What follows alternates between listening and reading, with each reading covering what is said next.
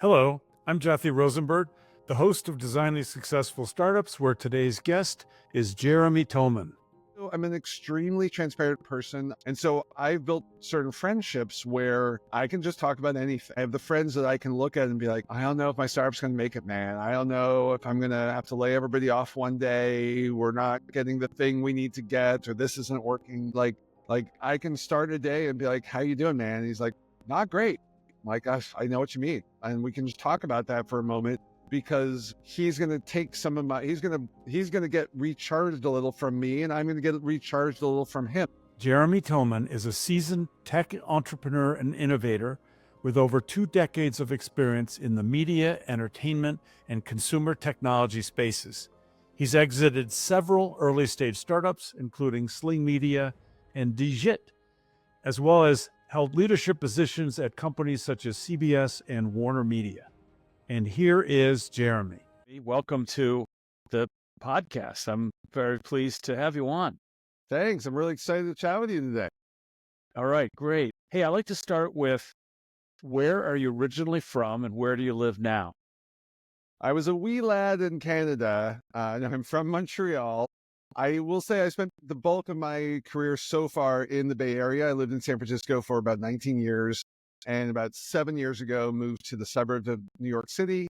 And I currently live in a small town called Dobbs Ferry, right by the Tappan Zee Bridge. Diving right into the world of startups, tell us about your current startup. What does it do? Sure. So the company is called Augie. The platform's called Augie Studio. And the shortest answer is basically we're an all-in-one video editing suite designed for non-video professionals, whether it's podcaster, marketer, salesperson, founder, startup CEO.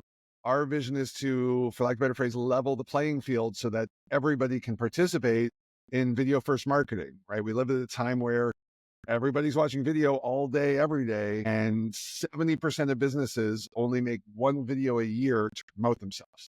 So we built Augie to address that problem. We've been at it for about 3 years, and it's all web-based, and we think really easy to use. There's about a 5-minute learning curve. You do have to, every product has its way, right? But compared to what it takes to learn the professional tools like Adobe Premiere Pro and Final Cut and all these, we've designed Augie to be for the rest of us. I still have this workflow where I have to record on a platform.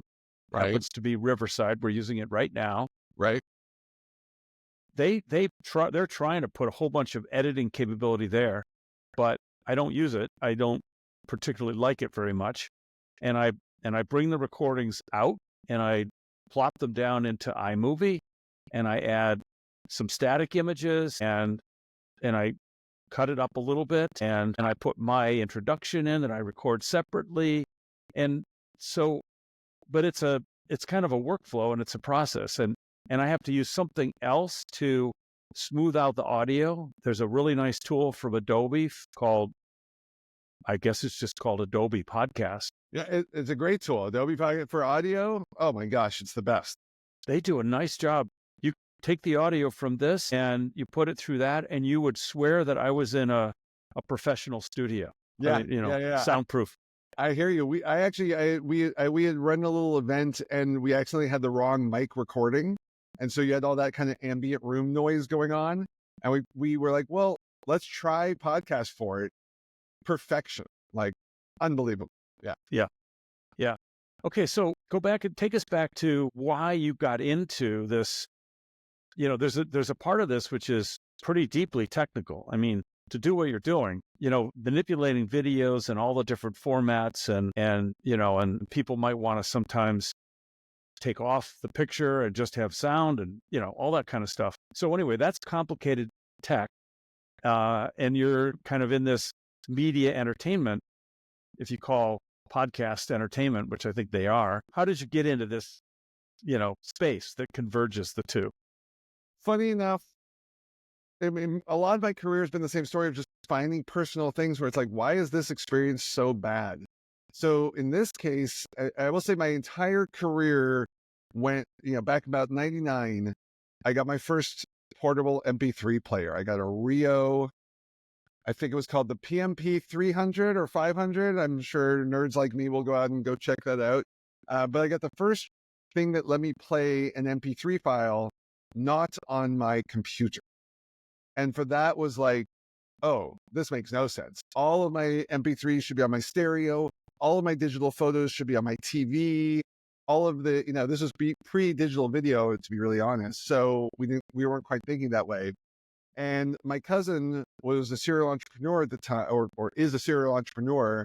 He was having similar thoughts, and we were, hanging out a bunch. We said, well, what if we build kind of an operating system or a platform or a product? And we really didn't know at the time, something that just makes it easier to take digital media assets for people. Like, I always think about like my mom as a user who want to experience all this greatness that digital media brings them, but not on, say, a laptop. Now, that was, again, 1999. So today, I think we can all argue that streaming media has done a pretty good job of extending past the laptop. But that sort of, I don't know if I want to say like opened my mind or something, but the idea of use technology to make entertainment easier and candidly more satisfying for people just sort of became a center point for me. And I've wavered a little from there over the different paths I've taken, but not much. And I sort of rationalize it all. There are doctors, there are neurologists, there are people studying how to solve cancer and how to do this and that. And I don't think I have the brain for that. But those people all need to relax at night. And I want to make their entertainment part of their days way better so they can solve the real world problems while the rest of us try to make their days and evenings a little. So that sort of became my thing. And I've just, charted my career around that effectively ever since. Do you have any kind of formal training in some of the deep technology stuff that you have to work with, or are you just partnering with somebody that does have that?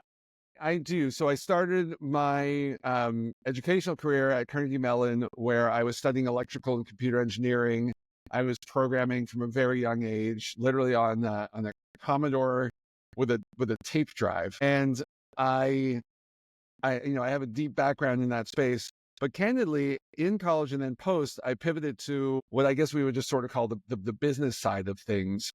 And so I tend to team up with the deeply technical individuals to actually get the job done. For example, our starting lead engineer here at Augie was someone I had worked with at Warner Media, who had just deep background in AI and video before all of the GPT LLM world of which we now live in. So he had a strong background in that.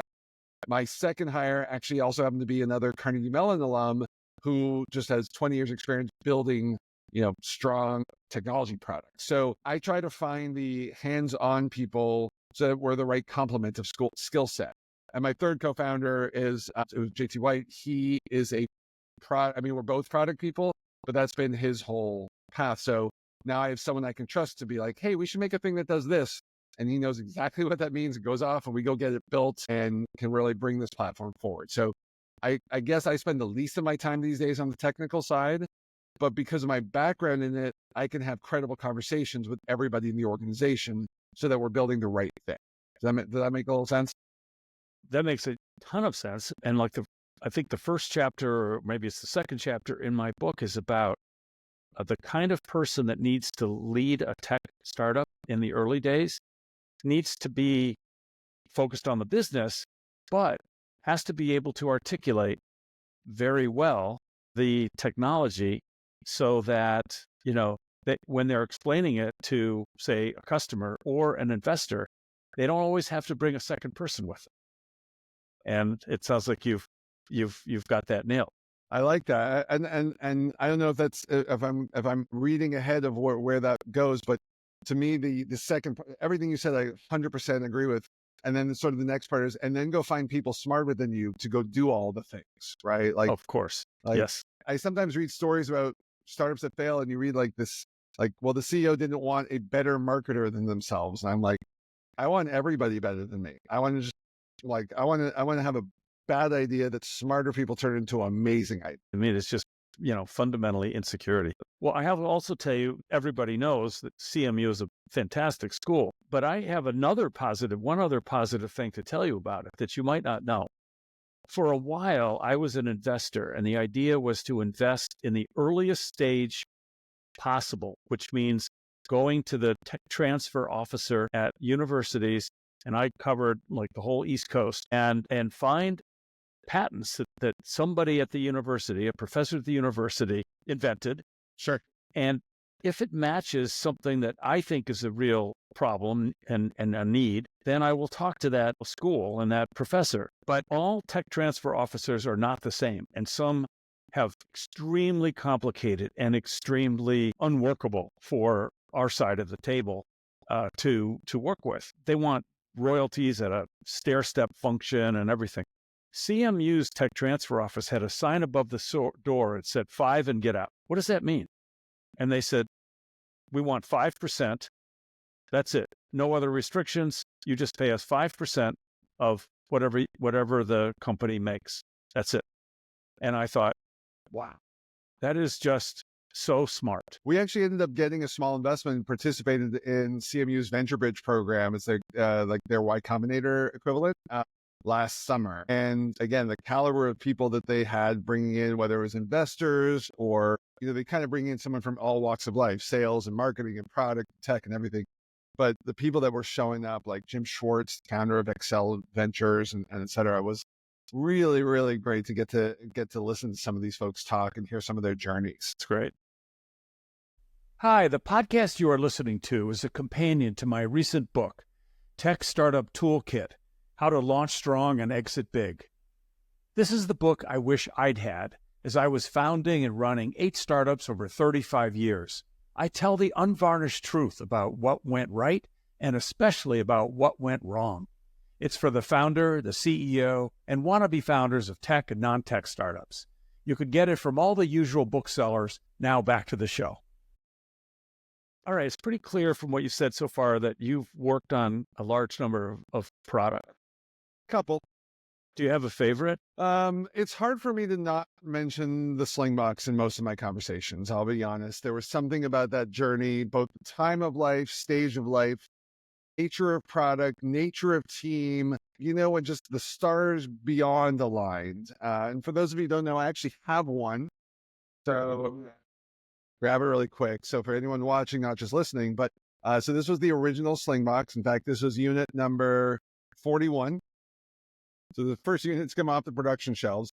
And what the Slingbox would let you do is you would connect it. This is really for the young kids. This was a cable coax connector. And so this would connect to your cable feed, your satellite feed, or maybe a TiVo. You'd have an internet connection. The first version wasn't even wireless. And between simply those two connections, we would allow you to watch your home TV feed over the internet on any device anywhere in the world, which now sounds like duh. But let me tell you, in 2004, there was no Netflix streaming. There was no YouTube. There was no, forget the apps, right? So it was really the first way you could legitimately experience streaming television content over your, on the internet. And the founders were these guys, Blake and Jason Krikorian. Blake unfortunately passed away a few years back. Jason and I are still in touch. I mean, the whole team is still in touch in different ways. We shipped the context, 2005, we shipped our first units, went to, Best Buy, CompUSA, and Amazon. The team was 11 people. 11 people. Now we had outsourced engineering on the back end. We had there were more people in the picture. But when I think about like what you can do with a small number of people, and every single person there, like it was the perfect startup map where there was like, if we were 2 people, the overlap was like the tiniest shred, just enough for me to be like, here, I took the ball this far, you take it next. None of us would ever, it was never a question who.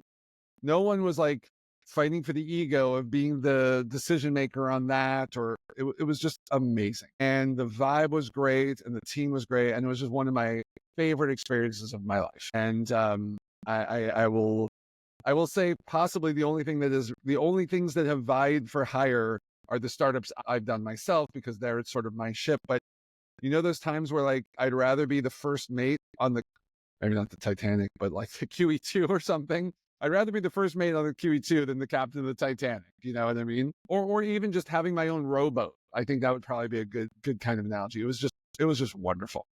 I love hearing that. Where did you set it up? Was it Silicon Valley? Yeah, we were based in San Mateo. So we had a hardware engineering team in Bangalore. There was about 20 people that were building the actual the boards and the all the deep tech that goes inside. I'm not going to bore everybody with all that.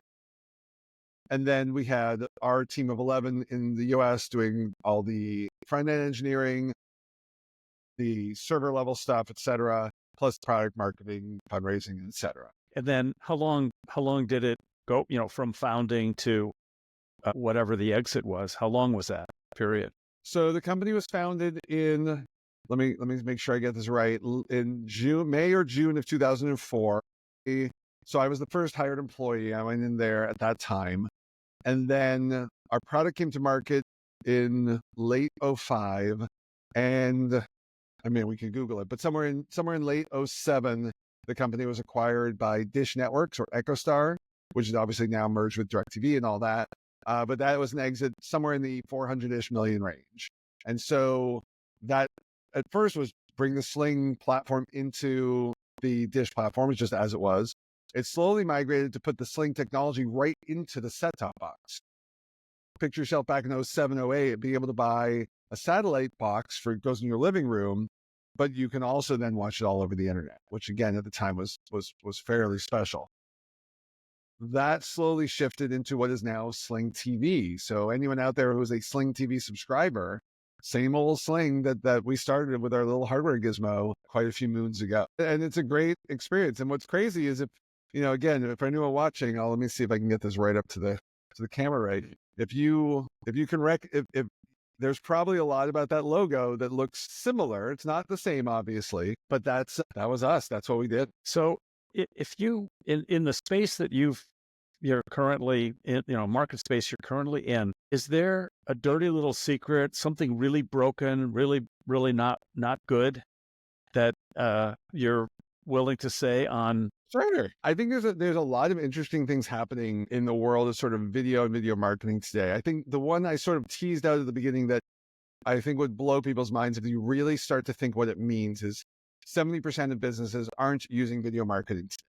Like that to me is just what are these companies doing kind of thing. But I understand also why. And there's a few reasons. It's not just the tooling. It's also understanding all of the context around it. But I actually think it roots itself deeper. And so this is, I think, a less hidden secret, but there's been a saying in advertising since the dawn of advertising that basically 50% of every dollar spent is thrown out, but nobody knows which 50, right? That was sort of an insider term back, pre all the digital. Now in the digital world, it's changed a lot because you can track clicks and all of these things. When you run, for example, a Super Bowl ad coming up in the next little while here, there's no data, right? We know how many people watch the thing. We know how many people this, and the company's reporting. But the truth is, it's sort of a big crapshoot, right? And people still don't know. So I think what's fascinating is that we're in this industry that is so polished, and there's so much money in it, and there's so much activity and interest and facets to it. And yet there's so much inside of it where a lot of us might be like, yeah, no, we're not really sure. We don't know. Nobody puts out a Super Bowl ad and doesn't think it's going to be a success, right? And then when you get the annual, these ones did the best and these were the dumbest and these were the this, everybody went into that thinking they had the best one, right? So I think it's a fascinating world where there's both tremendous amounts of subjectivity, tremendous amounts of objectivity, and a lot of missing tools to make the real ecosystem work. I think when we look back on video marketing in 2000, I'm going to have to get this right, 25, I think when we look back, even by 2030, we're going to look back on this time like, I can't believe companies were approaching it this way, right? I think that's part of it. I think we're going to look back and say it was incredibly primitive to not have the kind of analytics that you're talking about. And I don't understand why the statement you just made is still true about, the Super Bowl. They should know exactly what happened from that ad. And then they can find out how to fix it, right? How to make it better. I mean, they spend so much money on the ads for that thing. I mean, you mentioned the Super Bowl. So I don't mean for this to sound self-serving because there's plenty of other options than Augie, but part of our whole premise is go produce a lot of stuff and go test it in different markets and figure out what's working, before you spend a lot of money, right? Use Augie or one of the other AI video assisting kind of tools that's out there. Try something and then go spend $100,000 or $1 million or whatever. Like, start by spending 100, not 100,000. And it sort of leads into just how slowly the media industry really has reacted to the internet, right? There's still, like, I can't remember when the interview happened, but there was an interview with like Chuck Lorre, the TV producer. He's still making shows, that guy. He's been making shows since the 70s. Okay. And people will tell you, he just gets it. He knows from this, like, his likelihood to make a show that people will want to watch and cast it right and know the right, like he still maintains some of the control. I mean, I don't know if that's still to this day. My last update was a few years back, but there is something to be said for, we have an industry that is based on a lot of individual egos, a lot of people who have always made decisions from the gut, from, thought what they think. Like, a director of a movie has a vision, right? And all of, a director of a Super Bowl has a vision. And only now are we starting to enter this era where I like your vision, but I like my data a little more, right? If my data shows me that making ads for my brand would do better by using all animated clips or all memes or all, finding influencers to do the, hey, you got to buy the thing, whatever that answer is going to be, I guarantee you it's not the first thing that was in my head, no matter how smart I am, right? Why isn't there more A/B testing of video content? Why are we not having dynamic insertions more effectively? Why is tracking still such a mess? So I think you're right. We're going to look back and be like, how do we get anything done? Okay, so here's a statement that's completely non-controversial, which is, it takes grit to do what we are doing. I don't mean this podcast. I mean startups. And where does yours come from? Yeah, I've been asked that question a couple of times. I've never had a good answer. I was speaking at a panel on entrepreneurship over the summer, and someone came up to me afterwards, like, I'm trying to do a startup and I'm listening to you talk and I'm kind of hearing your energy. How, where does it come from? And my honest answer was, I said, I'm not quite sure, but my gut feeling is if you don't have that same answer, you probably shouldn't do it, right? I think it comes from somewhere on the inside where, look, I'll bet on myself. I believe in myself. I believe in my ability to bet on whatever I need to do. And if that bet is go get a job, or that bet is go join an organization or a nonprofit, or that bet is go start a startup, I didn't even take a job graduating college. I was consulting. I knew I could make more money building web pages for companies in 1996 than going to work for Microsoft at the time, or whatever it might be. So I kind of feel like we're just wired differently, right? We see the world through different lenses, right? When you and I talked, and in an earlier conversation, it's like we're reacting to things, we're moving on things, we're seeing like, oh, I want to navigate this way and go to there. And certainly there are times for extreme thoughtfulness and deep plan. I just had a huge 3-hour planning session with one of my mentors yesterday. And I don't know if it's some of the parts, I don't know what it is, but I'd argue there's a certain thing, you use the word grit, that is one of my favorite words, by the way, where, and it's not to say there's not gritty people at big companies, there's plenty of them. I think it's just sort of a slight shift in the wiring. Like, I remember being in high school, and this was the era of like Nintendo video games, and a Nintendo cartridge in like the late 80s was like $60 or $50, which is interesting because that's roughly how much a video game is still today. I remember I would get that cartridge and you play your butt up, and if you're as old as you, I think you also recognize you blow in the cartridge when it wasn't working and all those kind of things. And I got to this point where I'd finished some of the games. I was like, I know what I'm going to do. I'm going to rent my games out to other kids in school. I was like 15. I don't know why that came to me and not some other kid. I think so I go all the way back to, I think we're just sort of wired differently. The same way, look, I had an employee who worked for me at CBS Interactive, great guy. And in my first, onboarding as the team lead, and I started to meet all of the product org, I was like, one of my first questions, where do you want to be in 1 year, 5 years, and 10 years? Just, I want to know where you want to be, because if you want my job one day, I need to know that, right? And figure out how to get it to you. That's sort of my logic, because you want to be this guy? Great. You can have it. I'll go do something else when I can, right? And so he said, actually, I like what I'm doing. I just want to do this. I don't want more responsibility. I don't need to be paid more. I don't want more headaches. I don't want other things. This is what I want. And so I said, great, no problem. We got you. But I don't understand that. Right. I know how to work with that guy. And again, one of my favorite people to work with, but I don't understand it. And I don't know how to understand it. Probably the same way he would look at my day or whatever and be like, how do you do this? It's just sort of a different thing. But in your startups, I'm sure, but tell me if this is true, that everything didn't always go smoothly and you had some hiccups or maybe disasters. But just think about one. And of course, this, it's also true if you have grit and you apply it to your business life, well, that you've got grit when you turn the other way in terms of your relationships and your family life and whatnot. And that doesn't always go smoothly. I mean, anyway, I was just asking for not for a long answer, but a short answer of, how did you find the strength to deal with the crisis, not succumb to it, pivot, do whatever you need to do and keep going, and that's sort of the kind of grit I look for in Sure. startup people. First of all, that's a great question. My reaction is, I think I get the grit to bring it back home from home. If some devastating news, like I'm trying to remember my last startup, some things went great, some things went not great, right? And by the time we were nearing the end of it, I had kids and they were getting older, a lot of fun. And to be honest, like the bad days would actually get washed out because my kids were the right age that they were so much fun that it'd be like, when your little boy or girl sees you come into the door and runs at you, like, Daddy's home.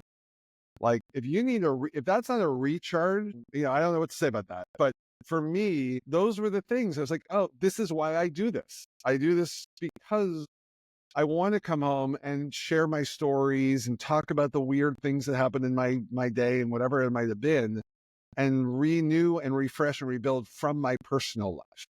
Yeah, that is a great answer. Okay, well then that's how I roll. I'm an extremely transparent person. I'm not quite like that utter radical candor, but like pretty darn close.